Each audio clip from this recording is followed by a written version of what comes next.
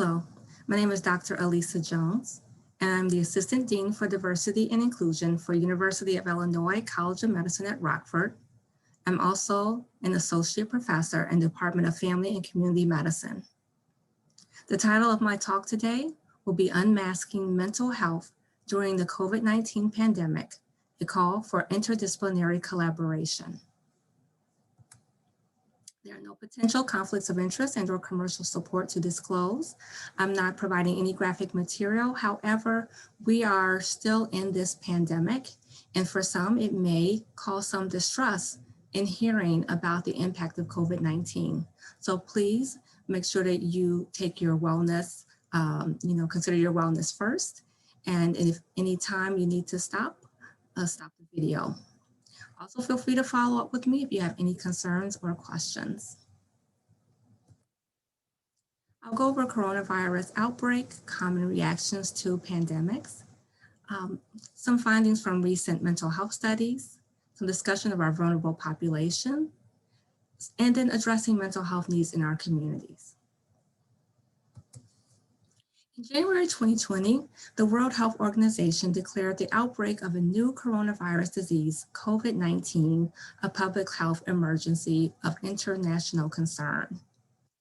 The World Health Organization stated that there is a high risk of COVID-19 spreading to other countries around the world. What we did know at that time was that the world as we know it, our lives, would change so significantly and so drastically.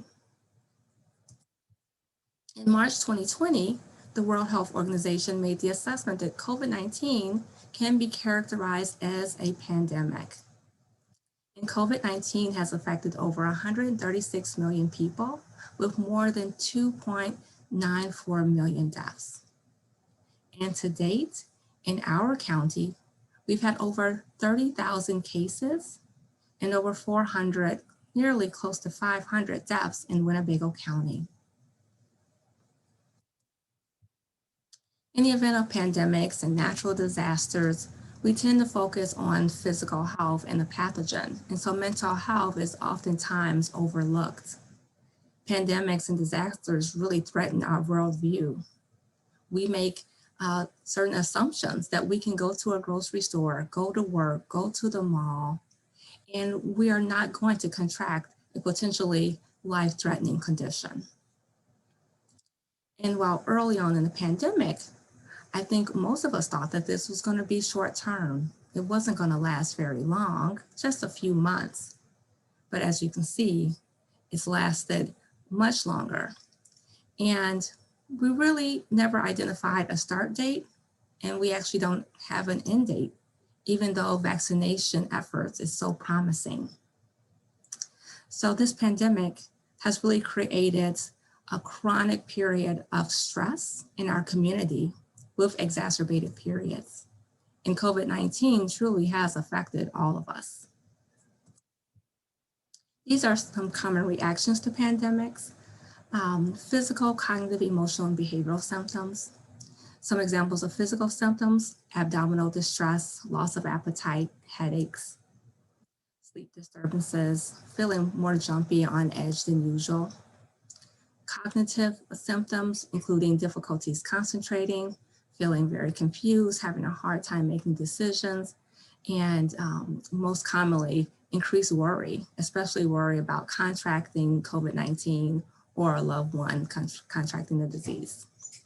And then emotionally, feeling very anxious and nervous, fearful, overall sense of just being simply overwhelmed by all of it. Sadness and depressed, anger, feeling guilty, especially if you have a loved one who is a frontliner or essential worker and you're not, or having recovered really well from COVID-19, but knowing someone who didn't. Sometimes even not feeling any emotions, so emotional numbness, an inability to feel joy or sadness. And then some behavioral reactions include increase or decrease in physical activity, frequent crying, more use of alcohol or drugs to cope, more irritation, anger outbursts, so more conflict and arguments with loved ones. And then while we are recommended to be socially isolated, we find that with those who are experiencing mental health issues, there is more deliberate self-isolation. So when there are opportunities to go out safely, they may tend to choose to stay in. And then especially among our younger adults and adolescents, more risk-taking behaviors. So research looking at mental health symptoms, when we compare just a couple of years ago, with reports of mental health, we find that adults are 4 times more likely to report symptoms of anxiety and depression.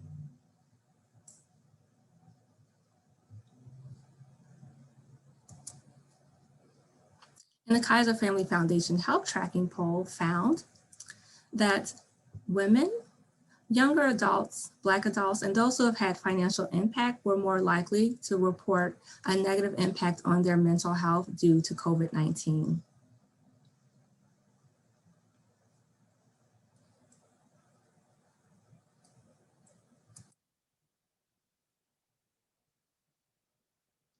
And as I was discussing earlier about worry, just over half of individuals have experienced adverse effects due to worry and stress related to the coronavirus outbreak.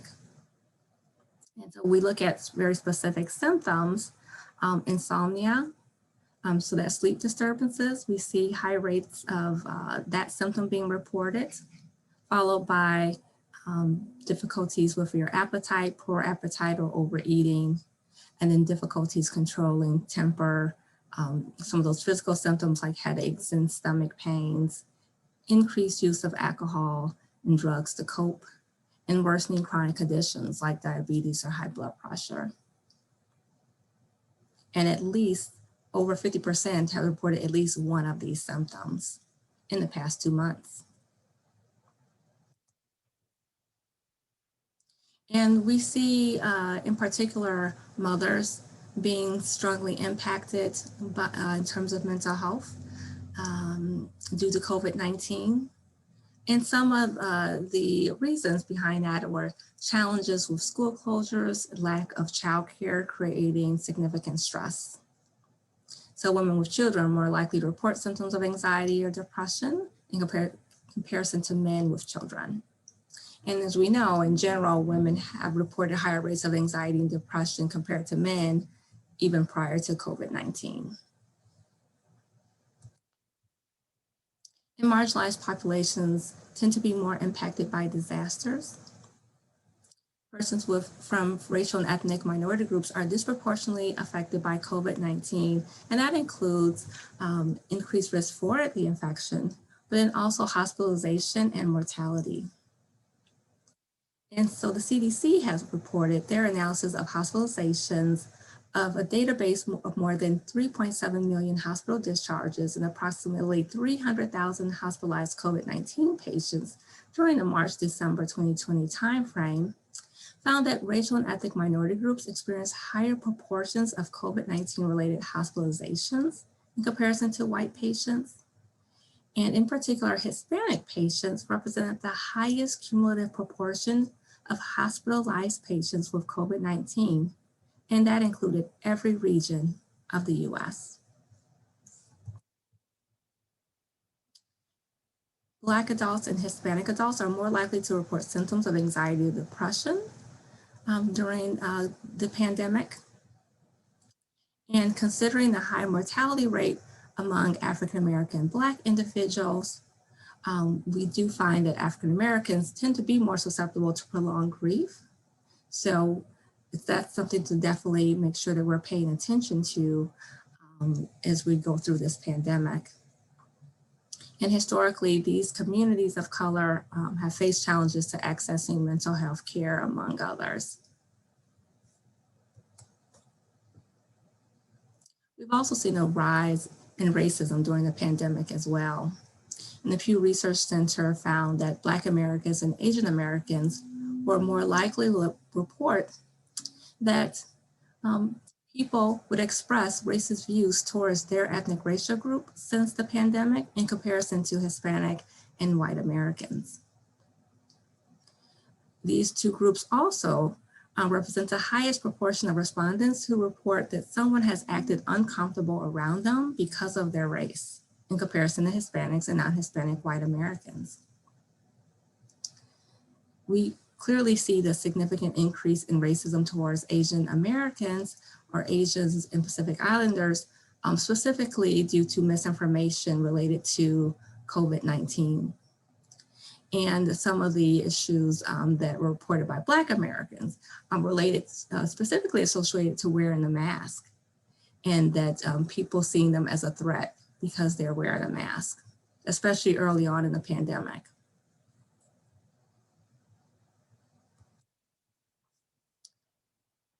And we also need to pay attention to our essential workers. So many essential workers continue to face a number of challenges, especially being at greater risk of contracting COVID-19 in comparison to other workers because of that direct exposure to the public. So essential workers are more likely to report symptoms of anxiety and depression, to start or increase substance use, and an increase in suicidal thoughts during the pandemic in comparison to prior.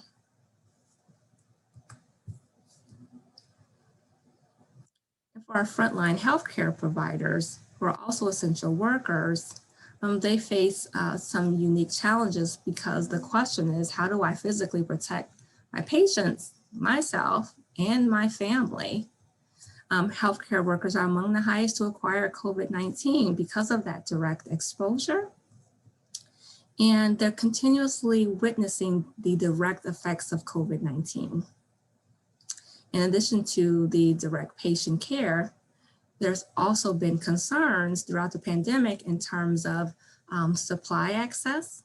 So worries about personal protective equipment, a COVID test, ventilators, beds for patients, and the constant changes in terms of hospital and clinic processes as we get new information about COVID-19 and how to address COVID-19 in the medical setting. One study, out of 230 healthcare workers who responded to a mental health assessment scale, 23% of medical staff reported psychosocial problems. And among these medical staff, there were more likely to be female providers, more likely to be nurses than physicians, but clearly all are affected across the board. So as we can see, COVID-19 has significantly impacted the mental health of our community, with particular groups being more likely to experience mental health issues. And so as we've been trying to investigate and try to figure out ways to address the mental health needs and the overall needs of our community, I think working in silo and in separation will slow progress in terms of intervention and prevention. So calling for an interdisciplinary approach seems warranted. You know, the complexity of COVID-19, no single discipline can solve these issues. So we really need to find ways to collaborate and come together and bring each discipline's unique perspectives and insights. So engaging clinicians, scientists, basic scientists, clinical scientists, epidemiologists, public health scientists, social scientists, and other disciplines, even outside of the science and health, but economists, because as we see, financial strain also significantly impacts, and like the loss of jobs and things like that significantly impact our community. So really sort of thinking outside the box, I think, is needed. And then of course, in order to really pursue this work to improve our community, we need funding to support it. So it really needs to be a call for our funding agencies and organizations to support interdisciplinary collaborations and work in order to address the mental health needs of our community. Here are some resources. If there are any questions, please feel free to send me an email or call, or any questions that will be placed in the chat for me to answer. I look forward to hearing your comments and your questions about this very important area that we're all still facing right now. But if we have these early discussions now, we can meet the needs before the end of this pandemic. Thank you.